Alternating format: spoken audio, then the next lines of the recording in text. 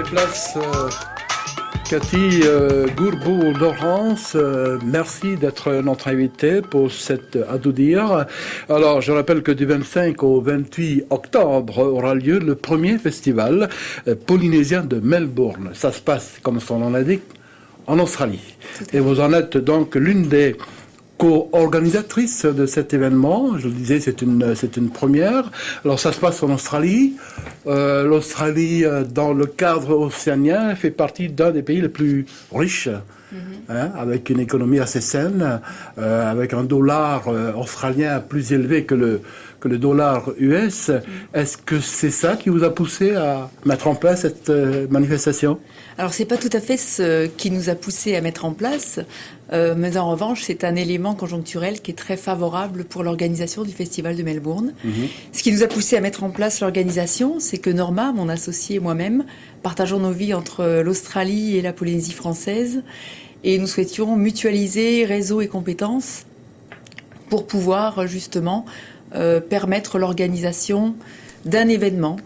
Et cet événement, eh bien, c'était la promotion de la Polynésie française sur Melbourne, de façon à promouvoir les atouts touristiques, économiques et culturels de la Polynésie française. Alors, avant de parler de l'événement lui-même, vous trouvez que la Polynésie française n'est pas assez connue en Australie? Alors, Tahiti en tant que tel, le mythe de Tahiti ou l'image de Tahiti est connue, mais très peu connue.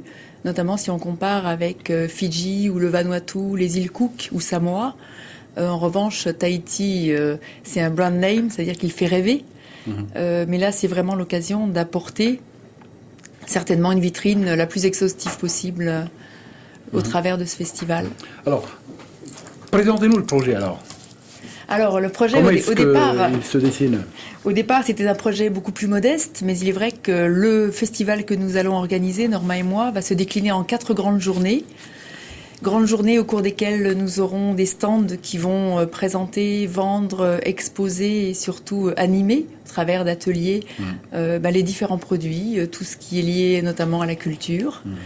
Ce qui sera très intéressant parce que nous souhaitons donner un caractère pédagogique, interactif, pour toutes les personnes qui viendront participer et vivre ce festival.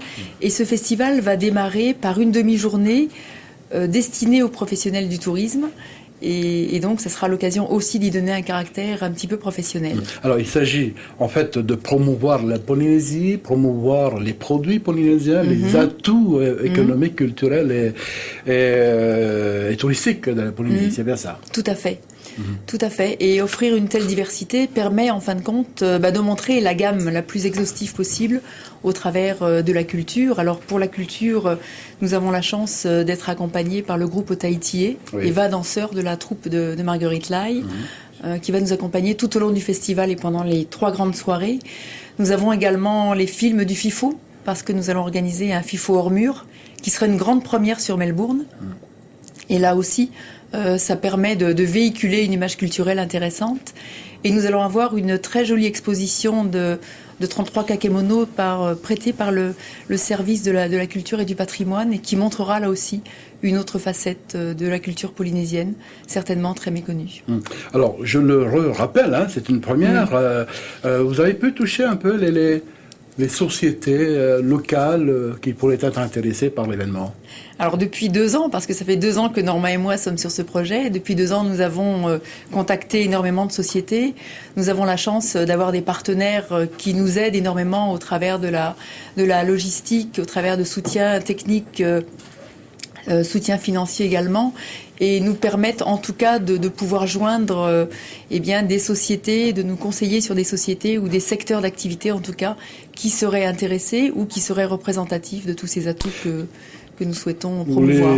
Vous les avez contactés. Quelles ont été les réponses immédiates lors de vos premiers contacts?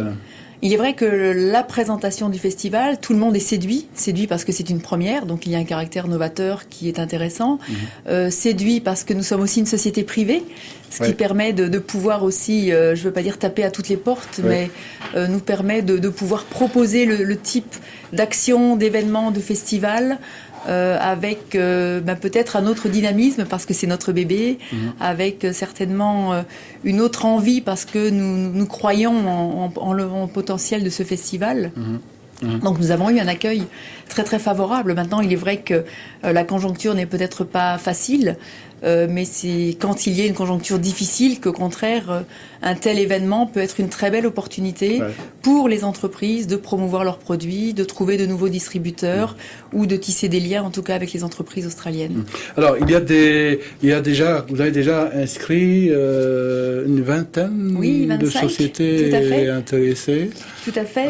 Dans quel secteur plus précisément? Alors, nous avons à ce jour 25 stands qui sont déjà pris par des exposants dans différents secteurs, dans l'agroalimentaire, dans la perle, bien entendu, la perliculture, dans l'artisanat, la bijouterie d'art, le monoï, bien évidemment, la vanille, également l'éducation au travers de Tahiti International School, mais également un stand qui va faire la promotion des grands événements sportifs, parce que Norma et moi sommes convaincus qu'il y a une population, d'autant plus que les Australiens sont très orientés sport, il y a un type de clientèle qui vient en Polynésie pour la Waikinoui, pour la Billabong Pro, pour la Perle Regatta, pour le Heiva également, donc, et puis pour le beach soccer notamment l'année prochaine. Oui. Donc il y a une population qui est une cible potentielle et qu'il faut drainer, bien évidemment. Et que nous espérons drainer. Qui ne demande qu'à connaître la Polynésie. Très certainement, mais en tout cas de connaître la Polynésie au travers d'autres clichés que ceux qui sont traditionnellement véhiculés. 25 sociétés déjà inscrites, il vous en faut combien à peu près? On aimerait en avoir 40, bien évidemment, parce que plus nous offrons, comment dirais-je, de palettes, et plus cela va inciter également, outre les sociétés locales, à promouvoir et à vendre leurs produits. N'oublions pas que nous serons à 6 semaines de Noël, et nous serons à 1 semaine de l'événement hippique le plus important de Melbourne, qui est la Melbourne Cup, qui draine énormément de monde. Et vous savez certainement que Melbourne est une ville avec un très fort pouvoir d'achat, et c'est certainement une clientèle qui peut être une cible intéressante pour la Polynésie française. Alors, vous offrez quelques facilités aux prétendants qui veulent bien participer avec vous dans cette aventure. Tout à fait. Alors, grâce à nos partenaires, grâce au soutien de nos partenaires, nous avons ATN qui offre des prix, des billets d'avion aller-retour en TTC à moins de 100 000 francs CP. Nous avons la CCISM, notre partenaire également, qui permet d'avoir le fret aller pris en charge. Géodis également en tant que partenaire qui prend les frais de dossier concernant les exposants pour toute la partie douanière. Donc c'est vrai qu'il y a des facilités qui sont proposées. Au niveau de l'hébergement également. Et au niveau de l'hébergement, notre partenaire propose des tarifs hébergement à 50%, ce qui est quand même très très intéressant parce que cela facilite également je dirais les démarches, parce qu'un déplacement c'est un coût et qu'au-delà du coût il faut aussi qu'il y ait un retour sur investissement. Donc on espère grandement. Vous lancez un appel alors.